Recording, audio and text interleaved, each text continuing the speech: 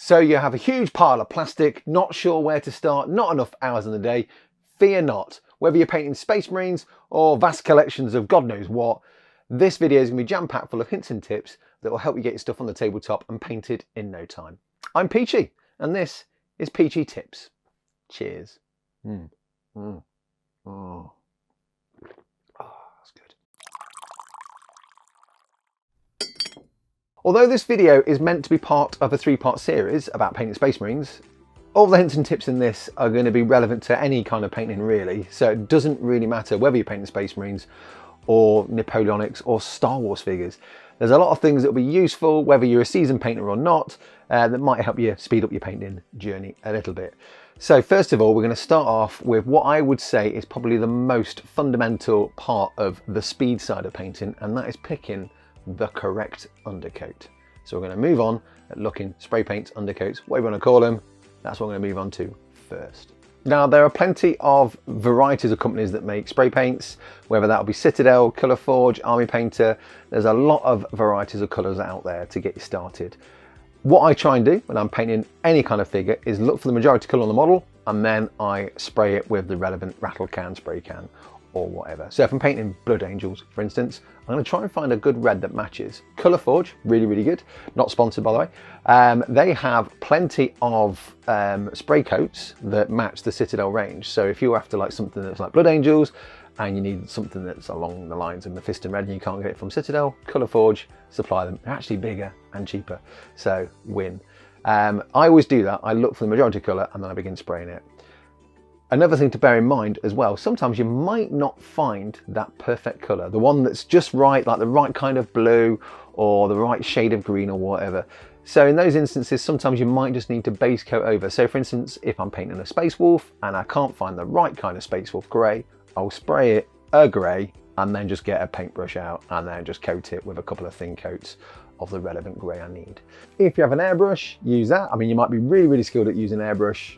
Rattle cans at this point are probably going to be of no use to you, but most of us probably don't have access to a compressor and an airbrush, and I think rattle cans are a nice, easy, accessible way of getting into that side of it. Now there is something to point out. I've heard this a few times when I was in retail, even now, and when I was working at workshop. One of the things that you might hear, I guess, across the internet and knowledge of painting is you need to prime before you undercoat with a colour. You don't.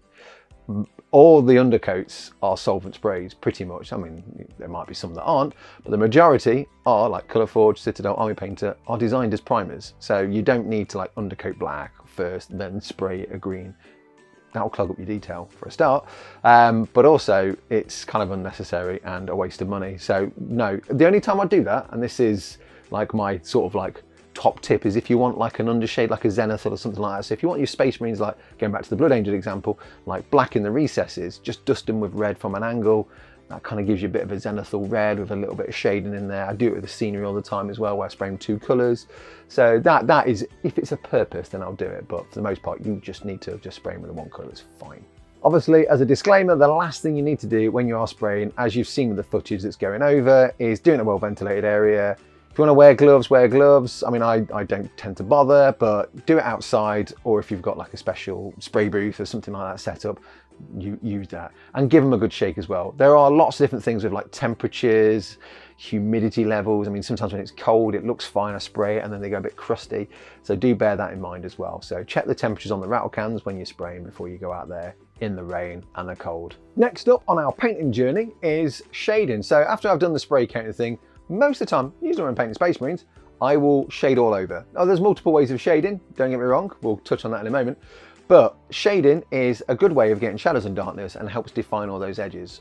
I used to use it straight from the pot, shade, and then coat it all over the model. And I used to spend ages tidying it, which we'll come to in a bit as well. There's multiple ways of doing shading over a model. I find nowadays I will still use shade and apply it all over, but I thin it down a lot more so it just sinks in the recesses so you don't get that blemishy kind of effect and all that spotted sort of dried patches here and there. It just looks a bit, unless you want that effect, then that's fine, but most of the time it's a bit unsightly. With that being said, when I do thin it down, I used to thin it down on the palette. Nowadays, after seeing Richard Gray do it in his videos, it's a smart move. I tend to thin it down on the model. You get a bit more control, and the great thing is you can soak some of it up and move it around a bit. Shade's really good for that. Citadel shades are good, dry quite shiny, so if you want a shiny effect, perfect. Then you have AK deep shades, dry super matte. There's plenty of others in between, so sometimes it depends on the effect you want as well. So bear in mind that some shades will dry shiny, some shades will dry super matte, so you do have to bear that in mind. Another thing you can do is something called a recess shade, where you neatly apply it in the cracks. This might seem time consuming to start off with, but actually it saves on the tidying up stage after. And sometimes that actually, how much does it really save you? Like a couple of minutes? I mean, they all add up if you're doing like a unit of 10 or hundreds of figures. So those minutes will add up. So it does depend on the mood that takes you, what kind of neat levels you want to do. But I'm quite a lazy human. Some people say smart, don't agree with that. If you see some bubbliness, don't worry, just move your brush around it, it will get rid of it. And most of the time it dries like shade and water, so the bubbliness shouldn't be too disconcerting. An important part of the shade applying process is something I like to call the wash watch. This is where you just need to be a bit mindful and just keep an eye on that shade, because it will dribble down. That's how gravity works, we all know that. But it has a habit of dribbling and accruing in places you might not necessarily want it to be. Some of those recesses, great. Flat areas, not so great. So get yourself a brush that's dry and then just soak up any of that excess. And if you do miss it, happened to me many a times, if you do miss it, you can turn it into battle damage, or just in the tidy up stage, paint over it a little bit.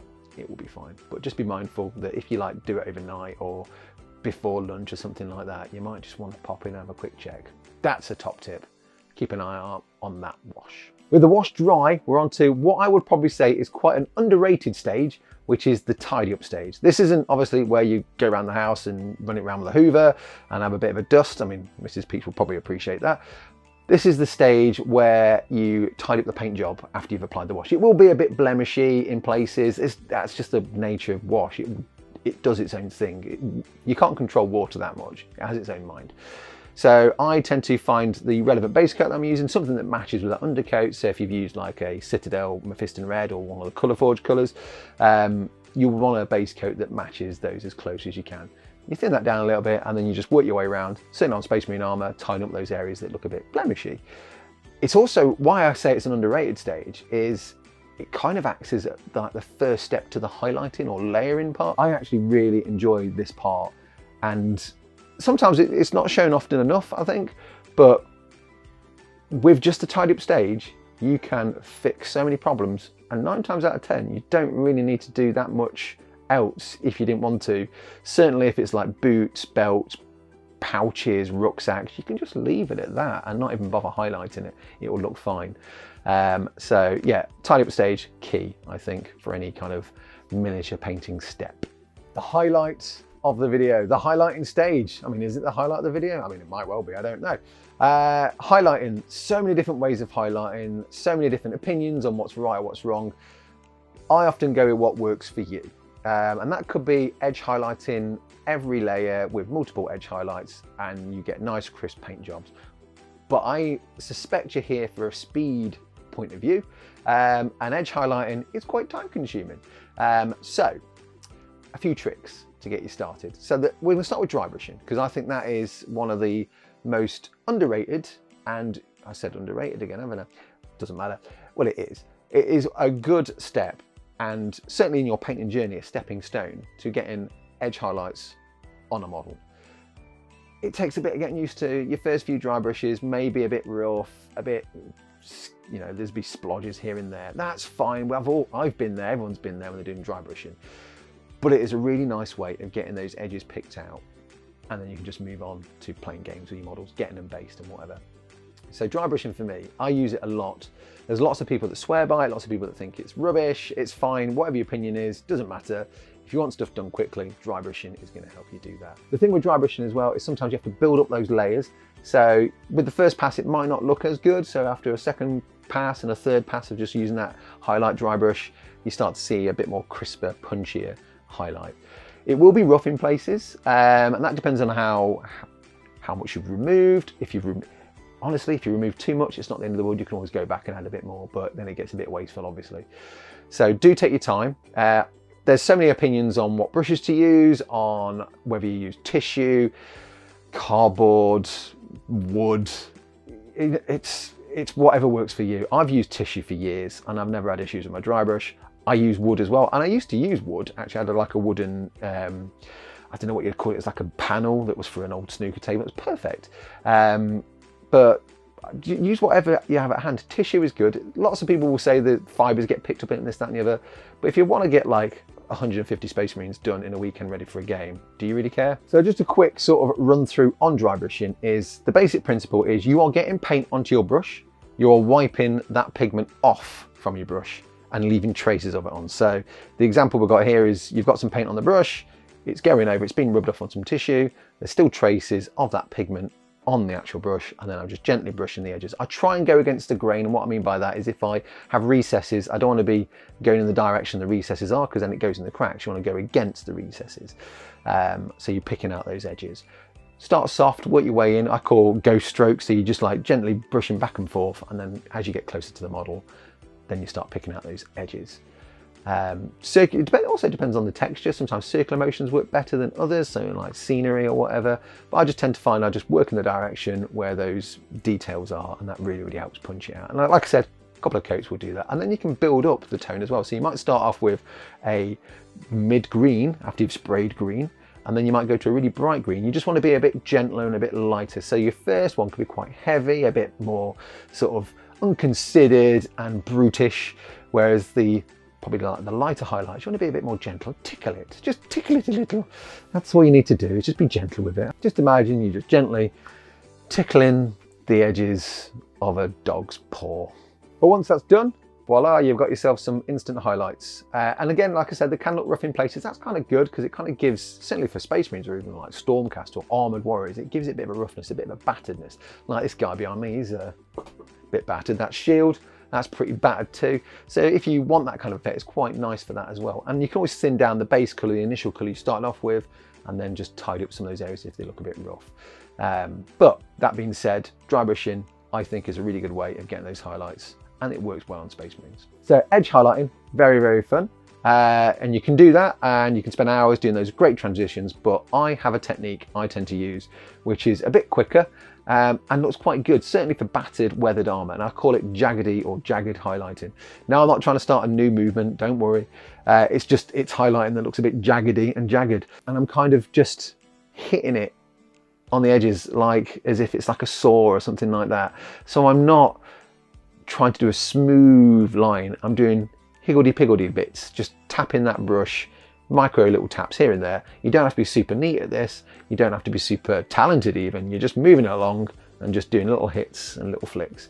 And that kind of gives your armour a bit of a battered effect. With the jaggedy highlights, you do probably have to get used to the right consistency of paint. You don't want it too thick and too thin, so probably a normal layer of paint, maybe even a normal base paint, is the right kind of consistency really. One more thing about highlighting, if you are doing those edge highlights, you want to do it just where you can, just use the edge of the brush. It gives you a nice consistent line as well. So that's something to bear in mind, and that's the same for the jaggedy ones as well. You use the edge of the brush and just tap it in and out, and you'll get a bit of consistency there, which is great. I will quickly touch on markings as well. Markings are quite good fun, and you can do those as a technique just to get you started. You don't have to be anything complicated, but I always say when you're doing any form of marking, whether that's like a stripe down a helmet or like a pack marking on a Space Wolf, do it in the base coat stage. The reason for doing that is it's easily correctable. So if you've got like yellow on the shoulder pad and then you do like your red design, if you make a mistake, you can easily tidy it back up with that yellow. You've not shaded it and you've not highlighted it, so there's not all those steps to go through as well. It's easy to correct, and then you can shade it after. I often see, and you know, it's each their own, it's not a criticism as such, but I often see people when they've done like pack markings or kind of freehanding, they edge highlight it, but there's no edges to it because it's like a flat surface. So I'm not saying you shouldn't do it, but I often find just a flat colour for all of your freehanding designs looks better than trying to pick out the edges, unless it's on the edge of an armour panel, like on the edge of a shoulder or like on a knee or something like that. Then of course you want to pick out the edge of that, but the actual design doesn't have an edge, if that makes sense. And another great thing about doing pack markings, if you think your triangle or your stripe looks a bit wonky or not quite right, you know what? Chip into it. If you chip into it, it completely camouflages that wonky line, and it just looks like it's just been battered and damaged. I've done it on clone troopers. I always find that really fun when I've done like stripes or designs on clones. It looks great. So same for Space Marines when you've got the stripe on the lieutenant's helmet or you're doing pack markings. If it looks a bit wonky, just do some chip in or whatever and coming on to the chipping side of things, sponge chipping. Thank you, Darren Latham, for this really obvious technique. So I've been using sponge chipping for years. I never thought about getting a brush sleeve and then putting the sponge in that, so I've got a nice sturdy receptacle to hold said sponge. I've seen people glue it onto like paintbrushes or like use tweezers, and I've used tweezers. But yeah, smart move, Daz. Thank you. Bit of a shout out there to the Latham man. But it works really well, and I tend to use that a lot. And again, I do this in the base coating stages before I start washing as well. You can do it after as well, you can build up layers. But it's a really nice way of getting a simpler, battered effect on your model. So let's say you've not done any jagged highlights, you've done a dry brush, just get like a colour that works for your scheme. So if you're doing red, you might want brown or black or grey. So for instance, on the white sky we've got, I've used grey because he's got like grey in the recesses and it just feels right as a colour for chipping. But on the flip side, when we look at the Space Wolf, I've used brown because I've also got brown in the recesses, and that works quite well. So sometimes you have to find the colour that works, that isn't too sort of jarring, and that might require a little bit of experimentation as well. But I find it a fun, quick way of getting battle damage. And you don't have to go, less is more. Sometimes I can get carried away. We all get carried away. It's fine. It's fine to get carried away, but less often is more. So do bear that in mind. If you're suddenly like, what? This looks mad. It's probably because you've done a bit too much, but it's fine. You can always tidy back up with your base paints. There we are, my first video. Bit scary, won't lie. Hopefully you've picked up a fair few hints and tips just in this essential guide, if you like, about painting Space Marines. Not just painting Space Marines, painting anything in general, really. The other two videos, which, because this is part of a 3-part series, will be hitting very soon. They're more focused on the first founding chapters, but there's a lot of useful, juicy hints and tips in there as well. So regardless of whatever you're painting, even if it's like Napoleonics or Stormcast or Old World, Necromunda, I could go on. There'll be useful stuff in there as well. So do bear in mind and check that out. If you're not already, hit the like and subscribe. Really appreciate all you guys that have supported me so far on this journey. It is a journey. There's going to be a lot of learning. I imagine the audio will improve. I imagine the lighting will improve. The setup will probably change. My hair will get different. My jumper will probably change, hopefully. So thank you for joining me. And obviously these beautiful people that are going by right now, I super appreciate your support as well. You guys are the bestest of humans. Better crack on and get the next one done, Anna. Yeah, I'll see you soon. Peachy out. Thank you for stopping by. Love you. Getting too close and blurry now, maybe. Don't know.